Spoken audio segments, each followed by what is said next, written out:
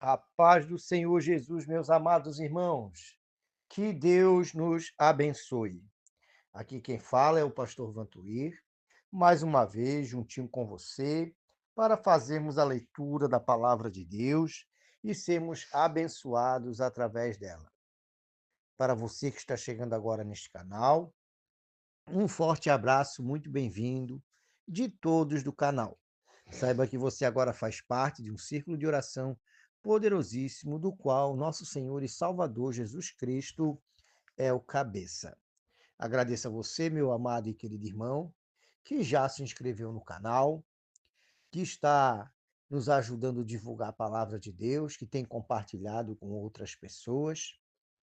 E assim a palavra ela é levada pelos cantos do mundo, assim como o Senhor falou. Se você compartilha, ela vai chegar aonde tem que chegar.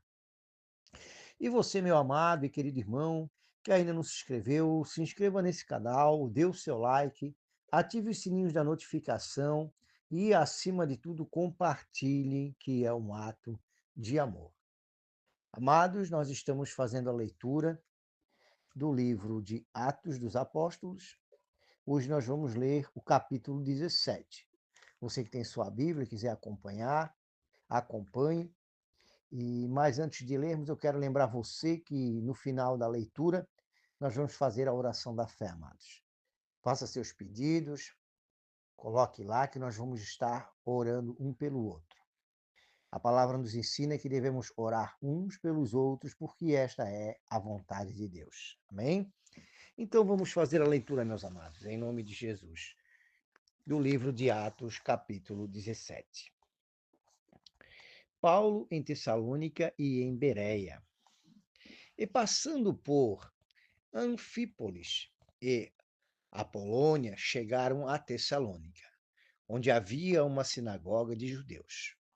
E Paulo, como tinha por costume, foi ter com eles, e por 3 sábados disputou com eles sobre as Escrituras, expondo e demonstrando que convinha que o Cristo padecesse e ressuscitasse dos mortos. E este Jesus que vos anuncio, dizia ele, é o Cristo. E alguns deles creram e ajuntaram-se com Paulo e Silas, e também uma grande multidão de gregos religiosos, e não poucas mulheres principais. Mas os judeus desobedientes, movidos de inveja, tomando consigo alguns homens perversos dentre os vadios e, ajuntando o povo, alvoroçaram a cidade e, assaltando a casa de Jason, procuravam tirá-los para junto do povo. E não os achando, trouxeram Jason e alguns irmãos à presença dos magistrados da cidade, clamando: estes que têm alvoroçado o mundo chegaram também aqui, os quais Jason recolheu, e todos estes procedem contra os decretos de César, dizendo que há outro rei, Jesus. E alvoroçaram a multidão e os principais da cidade que ouviam essas coisas. Tendo, porém, recebido satisfação de Jason e dos demais, os soltaram. E logo os irmãos enviaram de noite Paulo e Silas a Bereia, e eles chegando lá, foram à sinagoga dos judeus. Ora, estes foram mais nobres dos que de Tessalônica, dos que estavam em Tessalônica, porque de bom grado receberam a palavra, examinando cada dia nas escrituras se as coisas eram assim. De sorte que creram muitos deles, e também mulheres gregas da classe nobre, e não poucos varões. Mas logo que os judeus de Tessalônica souberam que a palavra de Deus também era anunciada por Paulo em Bereia, foram lá e excitaram as multidões. No mesmo instante, os irmãos mandaram a Paulo que fosse até o mar, mas Silas e Timóteo ficaram ali. Paulo em Atenas, o seu discurso no Areópago. E os que acompanhavam Paulo o levaram até Atenas. E recebendo ordem para que Silas e Timóteo fossem ter com ele, o mais depressa possível partiram. E quando Paulo os esperava em Atenas, o seu espírito se comovia em si mesmo, vendo a cidade tão entregue à idolatria. De sorte que disputava na sinagoga com os judeus e religiosos, e todos os dias na praça com os que se apresentavam. E alguns dos filósofos epicureus e estoicos contendiam com ele, e uns diziam: que quer dizer este paroleiro? E outros: parece que é pregador de deuses estranhos, porque ele lhes anuncia a Jesus e a ressurreição. E tomando-o, levaram à Europa, dizendo: podemos nós saber que nova doutrina é essa de que falas tu? Pois coisas estranhas nos trazes ao ouvidos. Queremos, pois, saber o que vem ser isto? Pois todos atenienses e estrangeiros residentes de nenhuma outra coisa se ocupavam senão de dizer e ouvir alguma novidade. Estando Paulo no meio do aerópago, disse: varões atenienses, em todos vos vejo um tanto supersticiosos. Porque passando eu e vendo os vossos santuários, achei também um altar em que estava escrito: ao Deus desconhecido. Esse, pois, que vós honrais, não o conhecendo, é o que eu vos anuncio. O Deus que fez o mundo e tudo o que nele há, sendo o Senhor do céu e da terra. Não habita em templos feitos por mão de homens, nem tampouco é servido por mãos de homens, como se necessitando de alguma coisa, pois ele mesmo é quem dá a todos a vida e a respiração e todas as coisas. E desde um só fez todas as gerações dos homens para habitar sobre toda a face da terra, determinando os tempos já dantes ordenados e os limites da sua habitação, para que buscassem ao Senhor, se porventura tateando o pudessem achar, ainda que não está longe de cada um de nós. Porque nele vivemos e nos movemos e existimos, como também alguns dos vossos poetas dizem, pois somos também sua geração. Sendo nós, pois, geração de Deus, não havemos de cuidar que dividem divindade seja semelhante a ouro ou prata ou pedras esculpidas por artifícios e imaginação dos homens? Mas Deus, não tendo em conta o tempo de ignorância, anuncia agora a todos os homens e em todo lugar que se arrependam, porquanto tem determinado um dia e com justiça há de julgar o mundo por meio do varão que destinou. E disso deu certeza a todos, ressuscitando-o dos mortos. E como ouviram falar da ressurreição dos mortos, uns escarneciam e outros diziam: acerca disso te ouviremos outra vez. Assim Paulo saiu do meio deles. Todavia, chegando alguns varões, a ele creram, entre os quais foi Dionísio, Areopagita, e uma mulher por nome Damares, e com eles outros. Amém, meus amados? Louvado é o nome do Senhor. Amém, meus amados irmãos. Que leitura maravilhosa! E quanto a nos ensinar. Aqui, meus amados, há uma passagem que não deve passar despercebida. Quando Paulo ele prega, que ele chega em Bereia, ele fala uma frase lá no capítulo 11, né, no versículo 11, aonde ele diz: eis que estes são mais nobres dos que o de Tessalônica, porque de bom grado receberam a palavra, examinando cada dia nas Escrituras se estas coisas eram assim. Amados, notório que vemos muitas pessoas hoje em dia, como diz o texto, que estão dando ouvidos a doutrinas de demônios, que dão ouvidos a palavras distorcidas que não estão na Bíblia, seguindo e servindo um Deus que não é o Deus da Bíblia, pois se deixam levar por aquilo que outras pessoas falam, são ludibriadas, são enganadas. Mas a culpa não recai somente sobre aquele que os engana. A culpa também recai sobre aquele que não examina as Escrituras.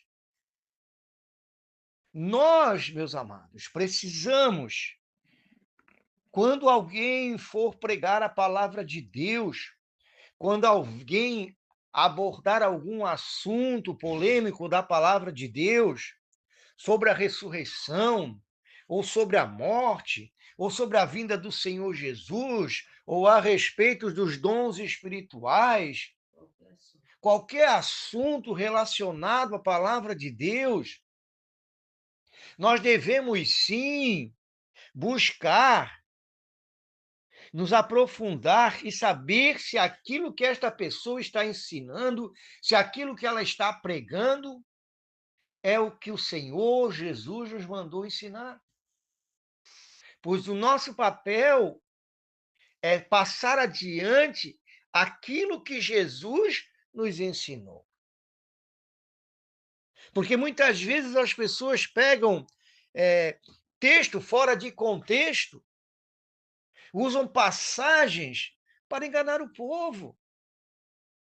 Ora, dizem que o Velho Testamento foi abolido, mas pegam textos do Velho Testamento para arrancar dinheiro das pessoas, para usurpar, dizendo que o devorador vai entrar na vida da pessoa, dizendo que se ela não for fiel, Deus vai pesar a mão. Amados, Deus entregou o seu único filho para morrer por nós. Tudo o que acontece nas nossas vidas, amados, muitas vezes são sementes que nós semeamos, são consequências em nossas vidas. Deus não precisa pesar a mão sobre ninguém. Deus não é um Deus tirano. Deus é um Deus de misericórdia, amados. Se o mundo está passando por catástrofe ecológica, por exemplo, o homem plantou para si. Quando Deus anunciou na sua palavra aos seus profetas, nas revelações do Apocalipse, querido, não é porque Deus ia fazer acontecer, é porque ele sabia que os homens iam cavar para si.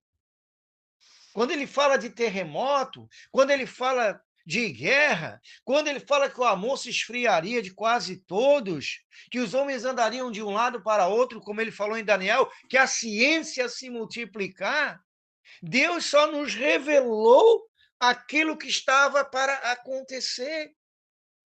Porque o homem estava trilhando, caminhando para isso, irmão. O homem destrói a natureza, o homem maltrata, o homem se tornou ganancioso. Não precisa Deus pesar a mão, porque as consequências caem sobre o ser humano. E aí por diante, irmãos. Então, cuidado, irmãos, com essas palavras, com essas ameaças dentro de culto, que Deus vai pesar a mão sobre você, que Deus vai te castigar se você não fizer assim, que Deus vai pesar a mão sobre a tua vida se você não fizer assim, daquele jeito, do outro jeito. Misericórdia, irmão. Um Deus que entrega o seu próprio filho não precisa pesar a mão sobre nós, queridos. Se vivemos uma vida desregrada, não nos alimentamos direito, não nos cuidamos direito, enfermidades aparecem. Mas não foi porque Deus botou a enfermidade, irmão. É porque muitas vezes a gente não se alimenta direito, não tem uma vida regrada, não cuida da saúde. Misericórdia, irmão. Deus, ele te ama. Deus, ele te ama. Ele sabe que você é imperfeito, ele sabe que eu sou imperfeito. Por isso ele entregou, por isso que a salvação é pela misericórdia, a graça do nosso Senhor Jesus Cristo. Porque pela graça sois salvos mediante a fé, e isso não vem de vós, é dom de Deus. Nós só temos que buscar a Deus para que a nossa vida, para que nós venhamos nos tornar melhores, para que a gente venha andar nos caminhos do Senhor, para que a gente venha tentar buscar mudança dentro de nós, para pedir que Deus nos ajude a mudar, nos ajude a transformar, porque nós não queremos ser igual ao mundo, porque o mundo jaz do maligno. Amém, meus amados? Então, quando fores a algum lugar e ouvires uma palavra, alguém se levantar, como muitos se levantam em profecia, ameaçando, colocando ameaça na vida das pessoas, profetizando coisa ruim, você passa a mão e diz: está amarrado em nome de Jesus. Não permite isso na tua vida, não, meu amado. Examine as escrituras. Não deixam que te falem texto fora de contextos. Por isso é que Paulo ele fala que os bereanos eram mais nobres que os de Tessalônica, porque examinavam nas escrituras se tudo aquilo que estava sendo dito, que estava sendo falado, era exatamente como estava. Amém? Eu tenho que parar por aqui, porque senão o vídeo fica muito longo. Mas eu gostaria de falar mais sobre esse assunto e entrar ou em outras partes, querido. Amém? Nós agora vamos fazer a oração da fé. Amém, meus amados? Vamos fazer a oração da fé. Lembrando a você, querido, faça seus pedidos de oração, coloque lá. Se não quiser citar nomes, não precisa citar, mas coloque lá. Denuncie no mundo espiritual, querido, o seu problema, a sua situação, se é familiar, se é em saúde, se é financeiro. Denuncie o seu problema e nós juntos. Não é o pastor Vantuí, não, querido. O pastor Vantuí, ele é canal de bênção, de palavra para a sua vida. Mas não é o pastor Vantuí que faz alguma coisa, não, amado. Quem faz é Jesus, quem faz é Deus. E é para ele que você tem que denunciar. Quando eu falo para você fazer o pedido, é para que Deus sabe, Deus conhece, eu não precisaria nem falar, mas a palavra nos incita, né? Buscar-me-eis e me achareis quando me buscares de todo o vosso coração. Pedi, dar-se-vos-á, buscais e acharei por todo aquele que pede e recebe, e aquele que busca, encontra. Então é a palavra que nos incita e nos ensina a buscar, nos ensina a clamar. É uma forma de comunhão com Deus, quando nós nos levamos o nosso pensamento, falamos para Deus as nossas alegrias, as nossas tristezas. Então faça isso, amado. Amém? E vamos então à oração da fé. Querido Deus maravilhoso, eterno e glorioso Pai, em nome do teu Filho amado Jesus Cristo, Senhor, te somos gratos, Deus, porque iniciamos esta semana, meu Deus, na tua santa presença. Iniciamos essa semana, Senhor, ouvindo a tua palavra, Senhor. Iniciamos essa semana, Pai querido, diante de ti, buscando, Senhor, clamando a ti, meu Pai. Ouvindo a tua voz. Sabendo que somos guardados, sabemos que somos dirigidos, somos moldados pelo teu Santo Espírito, Senhor. Muito obrigado, meu Deus, pelas nossas famílias. Muito obrigado, Senhor, por cada membro deste canal, por cada irmão, Senhor. Muito obrigado, Pai, porque nos permite, Senhor, ainda hoje, falarmos da tua palavra, conversarmos contigo, Senhor. Pai, em nome de Jesus, nós te pedimos, perdoa, Senhor. Perdoa os nossos pecados, as nossas falhas, as nossas transgressões, tudo aquilo que fizemos, tudo aquilo que falamos, a atitude que tomamos, tudo aquilo que foi contrário à tua vontade, ao teu ensinamento, que o Senhor nos perdoe, Pai. Deus de misericórdia, que a tua misericórdia nos alcance neste dia, Senhor. Entregamos a ti, meu Pai amado, cada pedido de oração, Senhor. Eu quero orar, Senhor, nesse momento, em especial pelo pastor Neuci, um homem avançado em idade já, que caiu, machucou a bacia, está lá na caminha. Pai querido, eu te peço, Senhor, que visita ele agora, Senhor, que ele seja, Senhor, sinta a tua santa presença, que ele seja tocado por ti, Senhor, que nos momentos em que ele estiver dormindo, meu Pai, que ele possa sonhar contigo, sonhar com os céus, sonhar contigo ao seu lado, Pai. Conforta o coração dele, conforta o coração da sua família, que o seu lar, a sua família, seus netos, seus filhos, sua esposa, sejam abençoados, sejam tocados por ti, Senhor. Que em nome de Jesus, louvado é o nome do Senhor. Abençoe a vida do Ezequiel também, Senhor. Abençoe a vida das suas netas, de sua esposa, de todos aqueles que o rodeiam. Pai amado, toca ele, Senhor, eu te peço. Levanta ele mais uma vez, Senhor, para seguir conosco a caminhada. Em nome de Jesus, para aqueles que estejam fora, seus familiares que estiveram fora dos seus caminhos, que voltem para a tua casa, que voltem para a tua presença, porque esta é a alegria de um pai, esta é a alegria de um avô. Em nome de Jesus. E todos os demais pedidos, Senhor, estão entregues em tuas mãos, ó Pai. São teus, Senhor. Deus amado e Pai querido. Todo aquele, Senhor, que se voltam para ti nesse momento, que passam por alguma dificuldade, alguma necessidade, Senhor. Ó Pai querido, ó Pai amado, vem tocar, Senhor. Toca no Lucas, Senhor, em nome de Jesus, para que ele fique curado, Senhor, para que ele sare, Senhor. Em nome de Jesus, e que ele saiba que existe Deus nos céus, e Deus, que tu és sobre a vida daquele, Senhor, que crê em ti, ó Pai. Em nome de Jesus.